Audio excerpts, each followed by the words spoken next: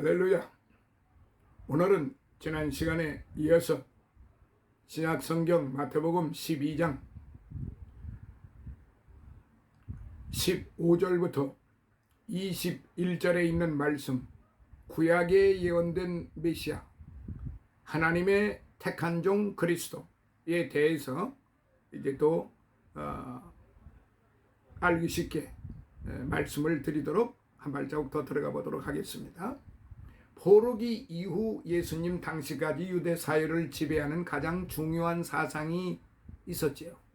그것은 아마 메시아 대망 사상이었을 거예요. 더욱이 말라기 선지자 이후 신구약 중간기 400년 동안 유대 사회에는 참 선지자가 나타나지 않았어요. 또한 예수님 당시 로마 제국의 지배를 받고 있던 상황이었고요. 메시아를 대망하는 사상은 다른 어떤 때보다도 더욱 팽배하였습니다. 그러나 실상 유대인들이 대망하던 메시아는 다윗의 혈통을 잇고, 또한 다윗과 솔로몬 당시 막강한 국력을 자랑하던 이스라엘의 옛 영화를 회복할 정치적 메시아였던 것입니다.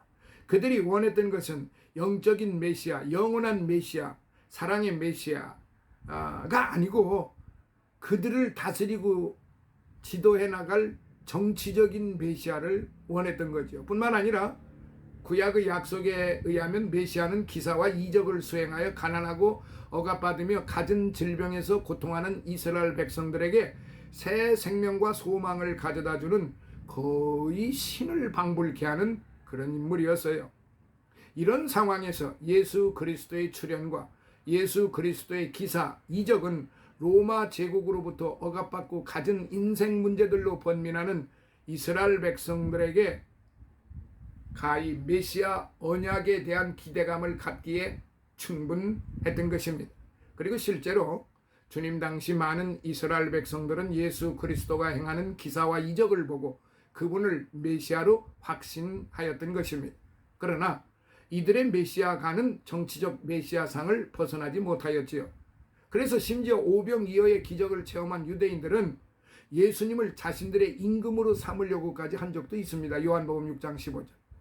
그러나 예수님에 대한 유대인들의 이러한 태도는 실상 모든 죄인들을 구속하기 위해 이 땅에 내려오신 주님의 공생의 목적에 크게 어긋났습니다. 그래서 주님은 어디를 가시든지 기사와 이적이 행해진 뒤에는 당신을 드러내지 말도록 신신당부하셨던 것입니다. 16절에. 본문에도 바로 이런 동일한 상황이 재현되고 있어요. 즉 안식일에 한편 손마른 자를 고치신 주님은 보통 때와 다름없이 많은 무리들로부터 그들을 로마 제국의 압제에서 해방시켜 주실 정치적 메시아로 추앙받았은 것입니다. 그래서 주님은 차제의 본문에서 다시 한번 더 당신이 성육신하신 목적이 구령사역에 있음을 강조하셨지요. 당신은 유대인을 위한 정치적 메시아가 아니며 온유와 겸손, 긍휼과 자비를 통해 만방의 구원을 베푸실 하나님의 택함받은 종임을 가르치셨어요. 18절로부터 21절. 자, 그렇다면은 어떤 의미가 깊이 있을까요?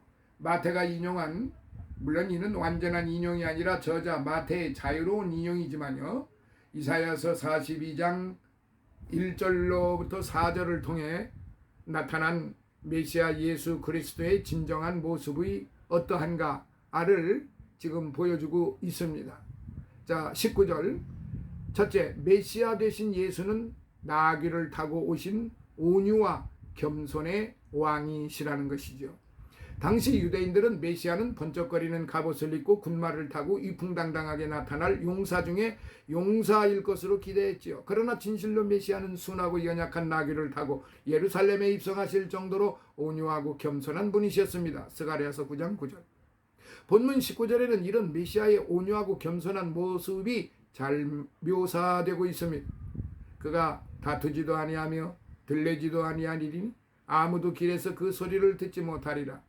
그런데 여기서 다투다는 전쟁터에서 칼과 칼이 부딪히는 소리, 군마와 병거가 어우러져 이리저리 뛰어다니는 소리를 일컫습니다. 또한 들레다는 전쟁터에서 병사를 호령하는 우렁찬 목소리를 가리킵니다.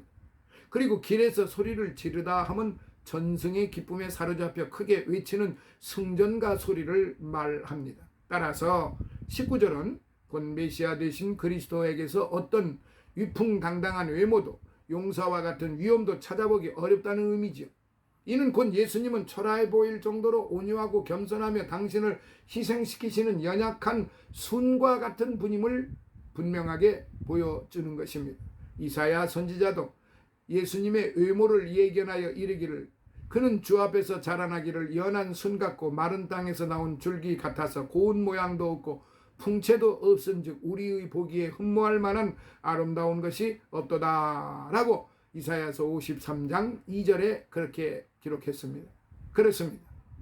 진실로 우리 주님은 로마 제국과 같이 칼과 창으로 세상을 정복함으로 평화를 가져다 주지 않았습니다. 여기서 박스 로마 쉽게 말하면은 로마나라는 말이 있는데 로마의 평화라는 뜻을 가지고 있는데요. 결코 칼과 창으로 세상을 정복하는 것이 평화가 아니라는 사실입니다. 근데 로마는 그렇게 생각을 했다는 거죠. 대신 우리 주님은 스스로 십자가를 지시고 갖은 고초와 질고를 겪으셨어요. 온유와 겸손을 하셨어요. 이 세상에 화평을 주러 오셨어요.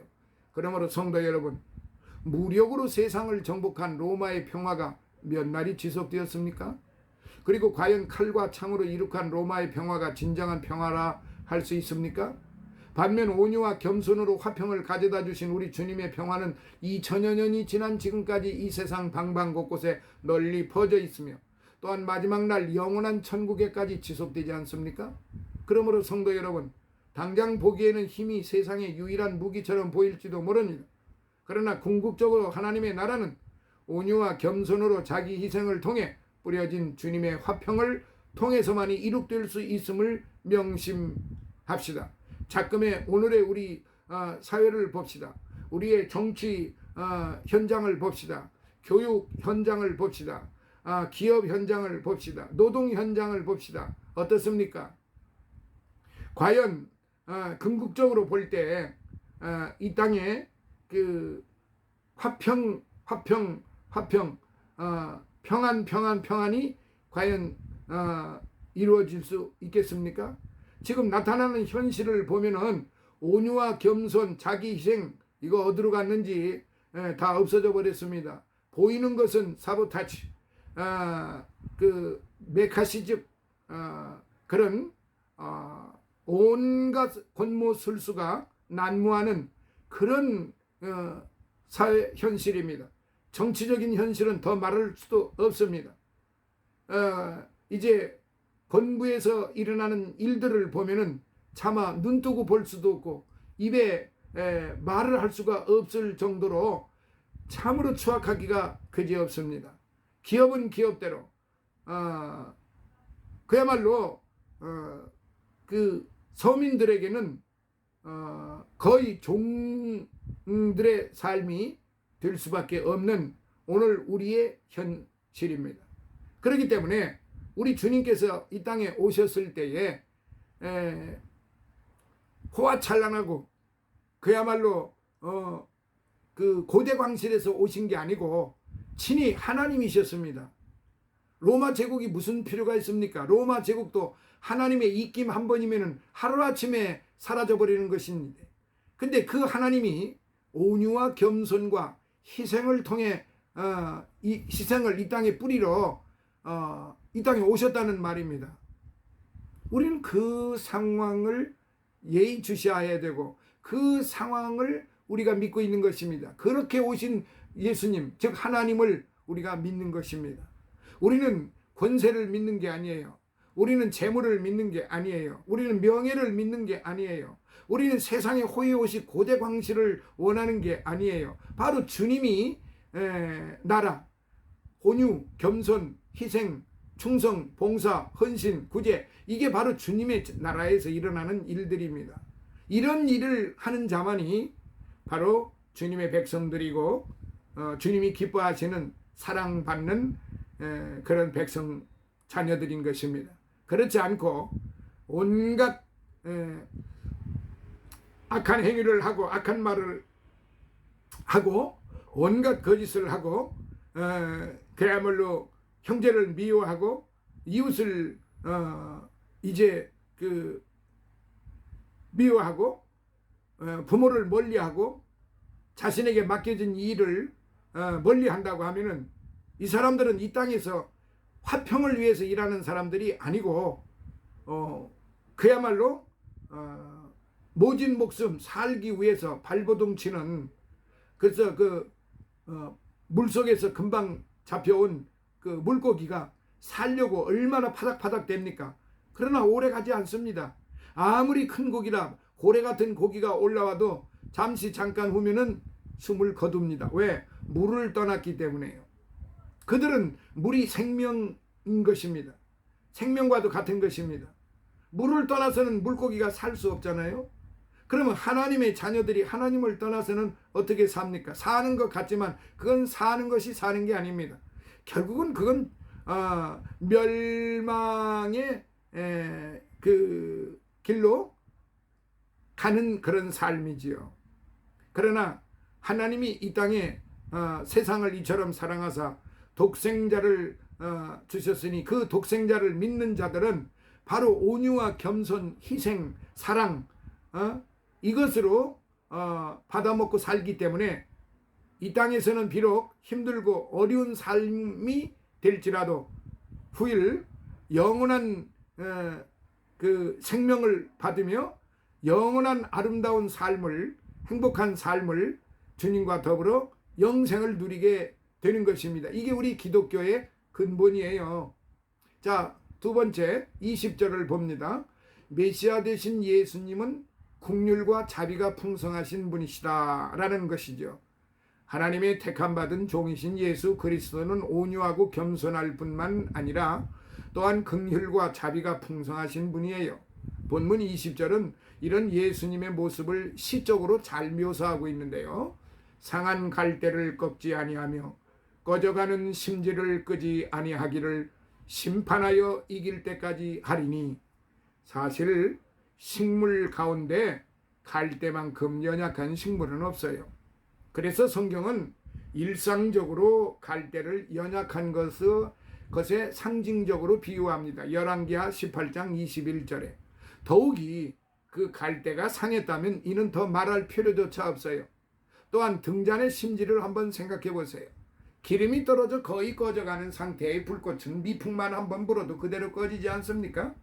따라서 이들은 곧 당시 영적 암흑기에 참 선지자로부터 가르침을 받지 못해 심신이 갈급한 상태에서 목자 잃은 양처럼 유리하며 방황하는 무심령들을 가리킨다 할 수가 있습니다.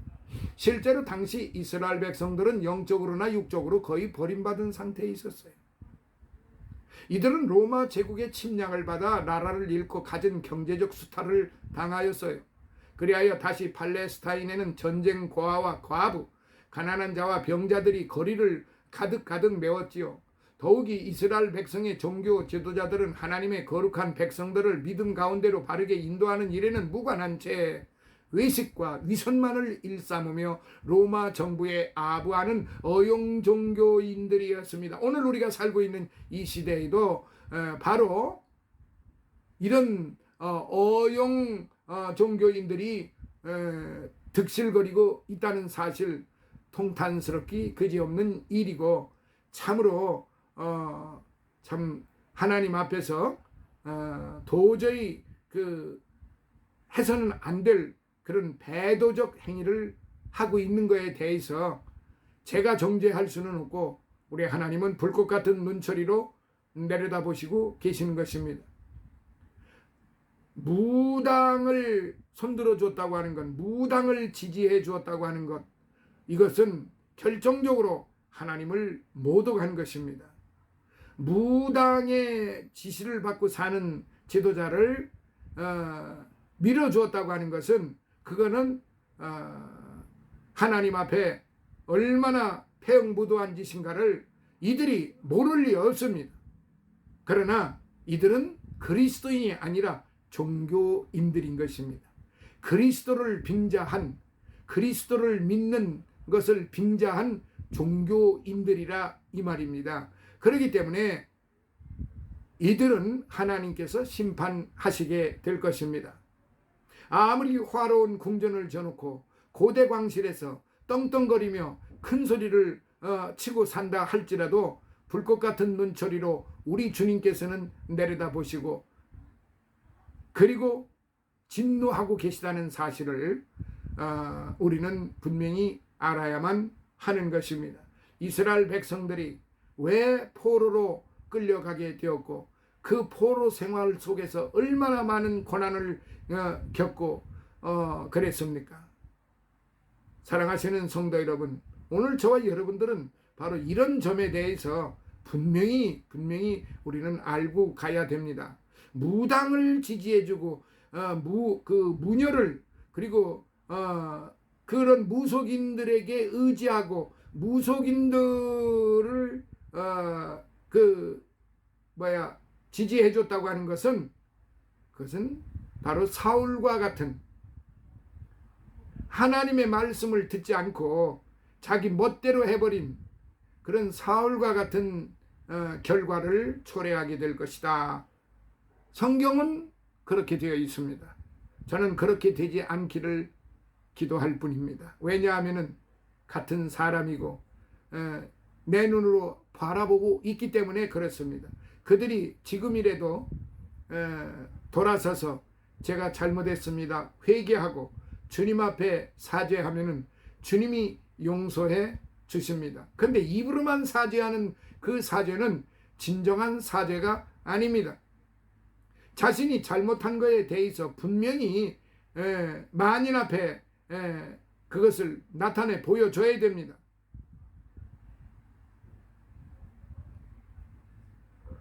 이런 상황에서 우리 주님의 출현은 실로 이스라엘 백성들에게는 목마른 사막의 샘물과도 같으며 길을 잃고 방황하는 양떼에게 목자와도 같았습니다. 즉 주님께서는 세상에 오셔서 갖은 병고에 시달리는 백성들에게 건강을 회복시켜 주시고 육신의 굶주림으로 고생하는 자에게 먹을 것과 마실 것을 주시고 이뿐이 아니에요.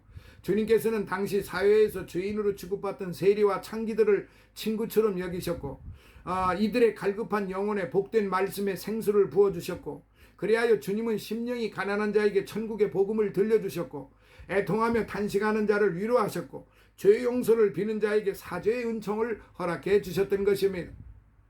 십자가상에 그 흉악한 강도가 주님 앞에 그 사함을 받고 낙원으로 즉시로 이끌려가는 그 모습 주님이 직접 말씀하시지 않았습니까? 그 십자가상의 한편의 강도는 평생 흉악한 짓만을 하고 살았기에 그렇게 십자가형을 받을 수밖에 없었던 것이지요. 그런데 그 강도가 마지막 일촉즉발 그야말로 죽기 일보 직전에 주님께 선생님이여 주여 당신의 나라에 임하시거든 나를 기억해달라 나를 기억해 주소서라고 그렇게 구했습니다. 그것은 주님께 구했던 것입니다.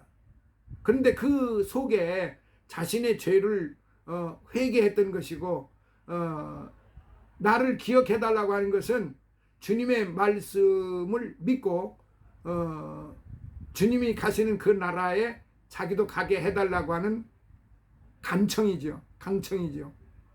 우리 주님은 그때 뭐라고 말씀하셨습니까? 네가 오늘 나와 함께 낙원에 있으리라 이렇게 말씀을 하셨습니다.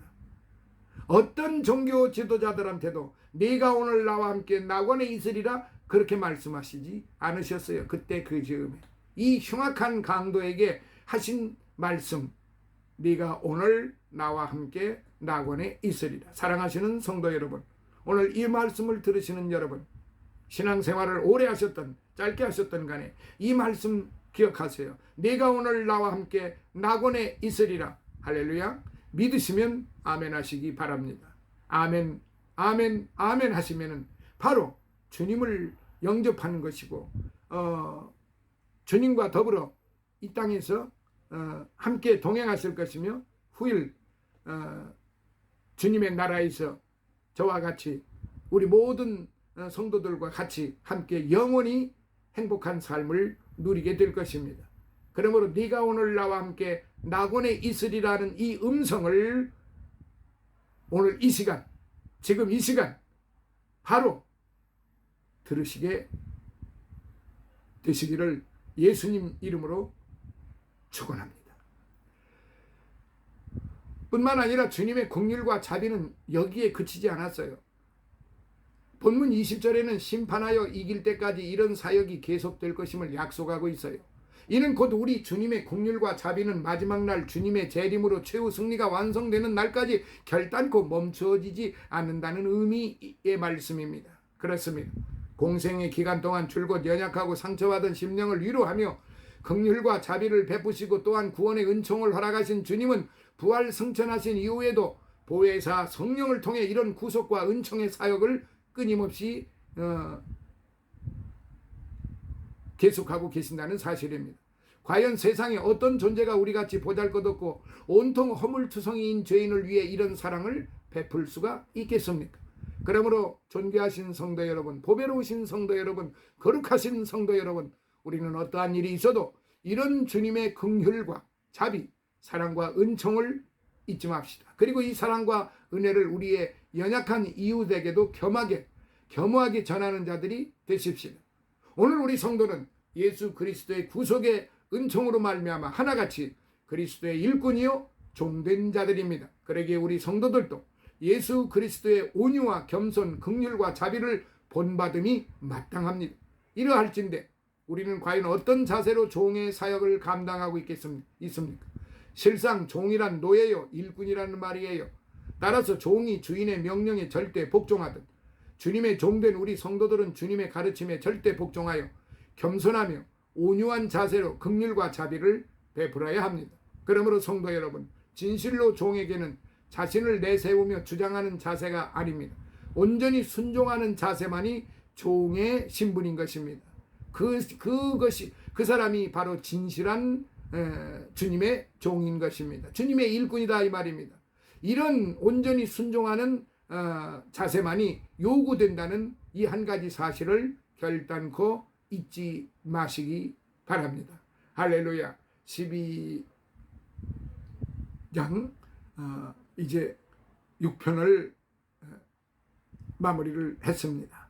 다음 시간에 7편, 8편으로 이어지도록 하겠습니다. 이 마태복음 문요 각 장마다 참으로 귀한 말씀으로 이어져 있습니다. 그러므로 그냥 구렁이 담 넘어가듯이 술술 넘어갈 수가 없기에 제가 하나하나 구체적으로 말씀을 드리고 있는 것입니다. 감사합니다. 12장 7편에서 다시 뵙겠습니다. 감사합니다.